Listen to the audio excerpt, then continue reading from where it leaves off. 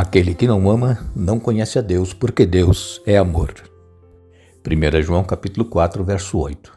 Nos encontramos novamente e agradecemos a Deus por Ele nos conceder este dia, nos conceder estes momentos.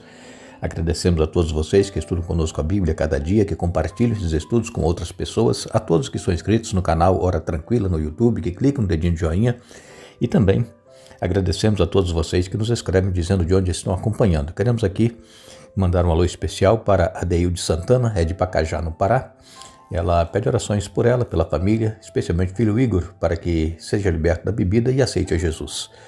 Um alô especial para Marlita Cardoso, é de Pelotas, no Rio Grande do Sul. Ela pede orações por sua irmã Marilena. Tereza Estevam é de Rancho Queimado, em Santa Catarina. Madalena Gomes é de Juazeiro, na Bahia. E também mandamos aqui um alô especial para Flávia Gomes. Silvana Stork é de Vitória, no Espírito Santo. Pede orações pela família, especialmente por sua mãe. Osmar Marinho é de Serra, também no Espírito Santo. Isaura é de Caçoar. Ela pede orações por sua saúde e salvação dos filhos e netos. Iremos orar. Nosso Deus e Pai, nós estamos em Tua presença e te agradecemos por esta oportunidade que nos dás de termos mais um dia de vida, de podermos estudar a Bíblia juntamente com centenas de pessoas, onde quer que elas estejam. E queremos pedir, Pai, que abençoes todos os que estudam conosco, cada um tem a sua necessidade, a sua luta, o seu problema, dê vitórias conforme a Tua vontade. Abençoe a Deilde Santana e a família, especialmente o Igor, que deixa a bebida e que aceite a Jesus. Também abençoe Marlita Cardoso e especialmente a sua irmã Marilena. Queiras abençoar Tereza Estevam, Madalena Gomes, também abençoe Flávia Gomes, Silvana Stork e família, especialmente a mãe da Silvana, Osmar Marinho e familiares, e também Isaura, que pede por sua saúde e pela salvação dos filhos e netos, e todos os demais, Pai, que pedem orações, que sejam abençoados por Ti, em nome de Jesus. Amém. Queremos agradecer a todos vocês que nos escrevem, especialmente vocês que também estão colocando a cidade que vocês moram, o estado, e estaremos aqui sempre mandando um alô para vocês. Nós vamos continuar o estudo desta semana. Nós estamos falando sobre um Deus apaixonado e compassivo, e no estudo que nós fizemos aqui ontem, nós falamos que Deus é um Deus zeloso, e normalmente é traduzido como ciumento, mas não é o ciúme doentio que nós seres humanos possuímos, que muitos possuem, e que traz grandes problemas. Um amor possessivo? Não, Deus ele é um Deus que nos ama, mas Ele nos dá liberdade. É claro que Ele espera que nós, em retribuição, também o amemos e façamos a vontade dEle, mas nós temos a liberdade e Ele respeita a nossa escolha, a nossa decisão. Continuaremos então o estudo desta semana falando a respeito deste Deus compassivo e apaixonado, e queremos dizer a todos vocês que essas emoções divinas elas são exemplificadas de forma suprema em Jesus, que nós falamos aqui essa semana, que Jesus ele se compadece de nós.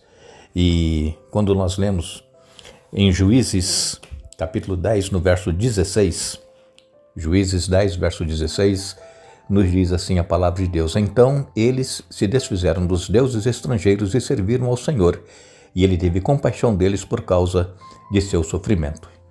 Então Deus ele é um Deus que se compadece. Não importa se nós temos andado longe dos caminhos do Senhor, longe da vontade dEle, mas se nós nos arrependermos, como diz aqui a palavra de Deus, eles se desfizeram dos deuses estrangeiros e serviram ao Senhor, e Ele teve compaixão deles. Vejam, Deus ele se compadece.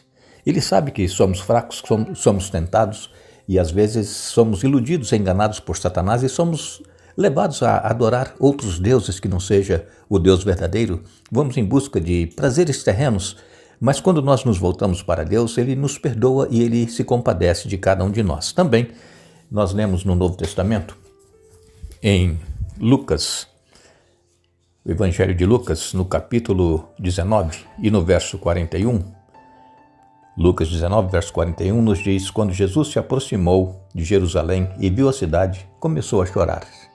Vejam, Jesus, Ele amava e Ele ama ainda Jerusalém.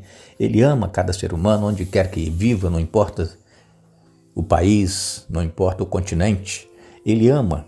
E Jesus chorou por causa de Jerusalém, que não queria aceitar que Jesus era o Messias e que queria acolhê-los e ampará-los como a galinha cuida dos seus pintinhos. Então, Jesus, ele está sempre disposto a nos ouvir, está sempre disposto a responder e também está disposto a nos oferecer o conforto. Quando lemos em Isaías 49, verso 10, nos diz assim: não terão fome nem sede, e o sol ardente não os atingirá, pois o Senhor em sua misericórdia os guiará, ele os conduzirá a águas frescas. Então Deus, ele quer nos dar o melhor.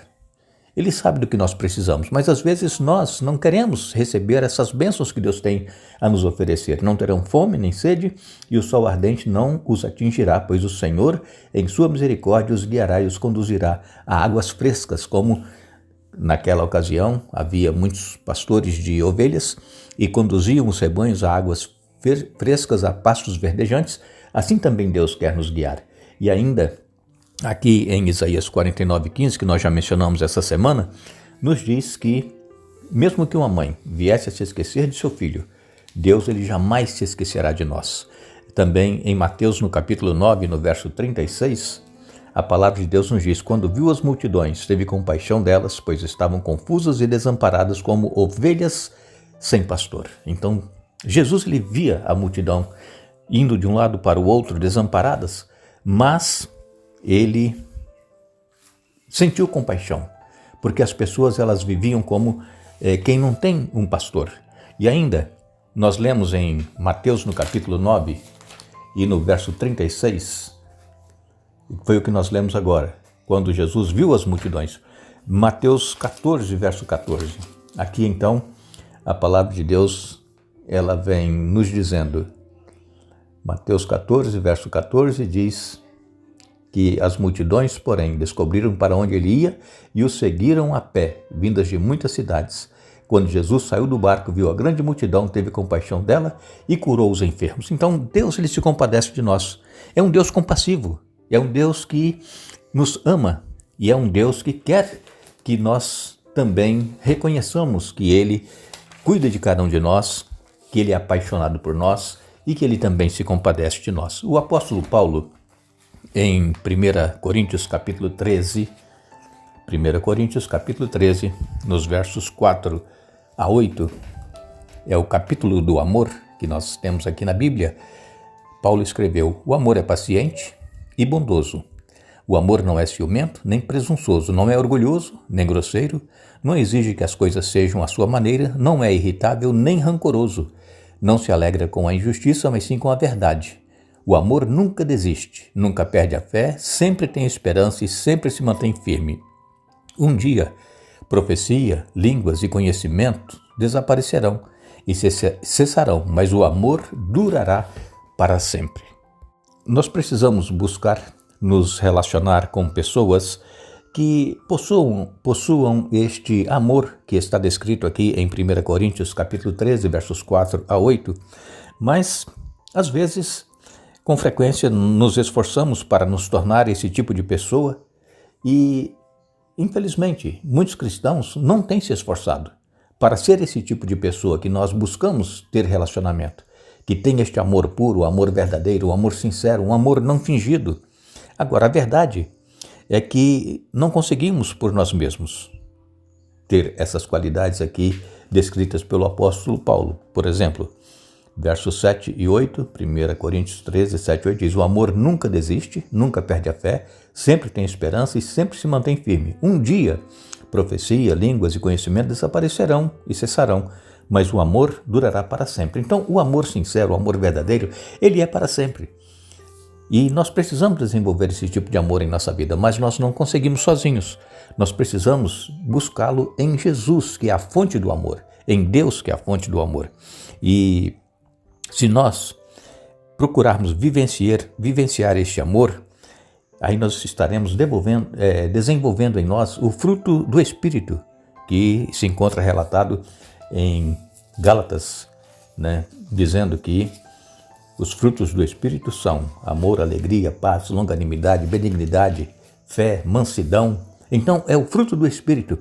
E este amor verdadeiro que cita aqui o apóstolo Paulo é, então, um desses frutos do Espírito. Nós deveremos sempre procurar louvar a Deus porque o Espírito Santo é quem derrama em nós o amor de Deus em nosso coração. O apóstolo Paulo também em Romanos capítulo 5 e no verso 5 ele disse: "E essa esperança não nos decepcionará, pois sabemos quanto Deus nos ama, uma vez que Ele nos deu o Espírito Santo para nos encher o coração com seu amor." Então, nós não nos decepcionaremos com essa esperança, porque é Deus, através do Espírito Santo, que derrama este amor em nosso coração. Nós deveremos, portanto, pedir a Deus que nos dê um novo coração, um coração repleto de amor, puro, purificador, para com Deus e também para com o nosso semelhante, e que exalta o que é bom e remove toda a sujeira que existe dentro de nós. Que a nossa oração seja que o Senhor faça com que cresça o amor de uns para com os outros e para com todos, a fim de que o nosso coração seja fortalecido em santidade, isento de culpa, na presença de nosso Deus e Pai. E o apóstolo Paulo cita isso em 1 Tessalonicenses capítulo 3, versos 12 e 13. Para que nós possamos ter esse tipo de amor, o amor sincero, puro, verdadeiro, é necessário nós morrermos para nós mesmos, morrermos para o eu.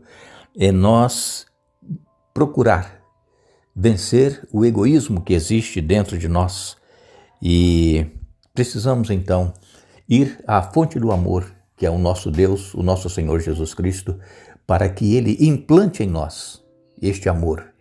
Não um amor doentio, não aquele ciúme possessivo, mas o amor puro, um amor que é o fruto do Espírito e que faz com que nós nos relacionemos bem com todas as pessoas, com os familiares, com os amigos, enfim, com os irmãos da igreja. Este amor, ele precisa existir em nós, mas para isso é necessário nós morrermos para o eu cada dia. É nós suplicarmos a unção do Espírito Santo para que nós sejamos cheios do amor de Deus em nosso coração. O profeta Isaías, em Isaías capítulo 63 e no verso 9, ele diz: "Em todo o sofrimento deles, ele também sofreu, e ele mesmo salvou. Em seu amor e misericórdia, ele os resgatou. Levantou-os e nos braços os carregou ao longo dos anos." Veja que amor maravilhoso, o amor de Deus para com o ser humano, que ele nos carrega em seus braços e que ele tem misericórdia de nós e ele nos liberta da escravidão do pecado. E em Hebreus capítulo 4 e no verso 15, Hebreus capítulo 4, verso 15 diz aqui: "Nosso sumo sacerdote entende nossas fraquezas, pois enfrentou as mesmas tentações que nós, mas nunca pecou." Então nós temos a quem nos recorrer, que é Jesus Cristo, nosso advogado, está intercedendo por nós como nosso sumo sacerdote. Ele entende as nossas fraquezas porque ele viveu aqui neste mundo, ele sabe exatamente como é o ser humano, as tendências que nós temos para as coisas erradas e para não amar as pessoas, para odiar as pessoas. E então diz aqui o apóstolo Paulo que ele entende as nossas fraquezas, pois enfrentou as mesmas tentações que nós, mas nunca pecou. Que Deus continue estando conosco, nos abençoando e que nós possamos nos humilhar, indo à presença dele cada dia, falando das nossas deficiências, das nossas fraquezas, da nossa falta de amor para com o nosso semelhante e que sejamos cheios do Espírito Santo e morramos para o eu e possamos então desenvolver o amor altruísta, o amor verdadeiro que está permeado aqui em toda a Bíblia e especialmente em 1 Coríntios capítulo 13. Nós agradecemos a todos vocês que estiveram conosco hoje estudando a Bíblia.